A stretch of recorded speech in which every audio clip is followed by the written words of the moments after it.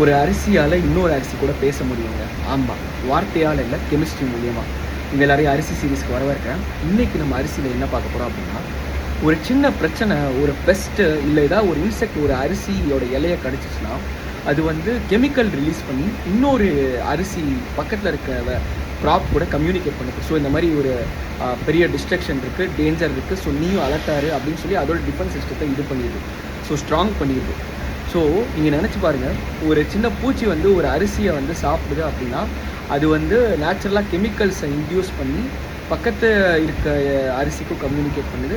அதோட இலையையும் வந்து டேஸ்ட் இல்லாமல் ஆக்கி ரொம்ப ஹார்டாக்கி சாப்பிட முடியாமல் ஆக்கிடுது.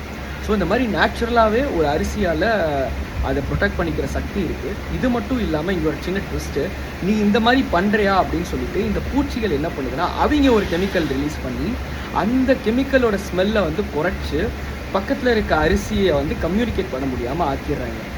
இதோட முடிகிறதில்ல, நம்ம ரிசர்ச்சர்ஸ் புது புது வெரைட்டிஸ் அதோட இன்னும் ஸ்ட்ராங்காக கண்டுபிடிச்சிட்டு அதை சால்வ் பண்ணிகிட்டு இருக்காங்க. பட் ஆனால் என்ன ஹைலைட்னா, நேச்சர் வந்து ஒரு செஸ் கேம் விளையாண்டுக்கிட்டே இருக்குது. பட் ஆனால் இயற்கையால் ஒரு அரிசிக்கு கடவுளாக இருக்கட்டும் இவ்வளோ ஒரு ப்ரொடெக்ட் பண்ணுற எனர்ஜி கொடுத்துருக்காரு அப்படின்னு நினைக்கும் போது ரொம்ப ஆச்சரியமாக இருந்துச்சு. ஸோ இந்த மாதிரி அரிசியை பற்றி இன்னும் நிறையா தெரிஞ்சுக்கணுன்னா ஃபாலோ பண்ணிக்கோங்க. பாய்.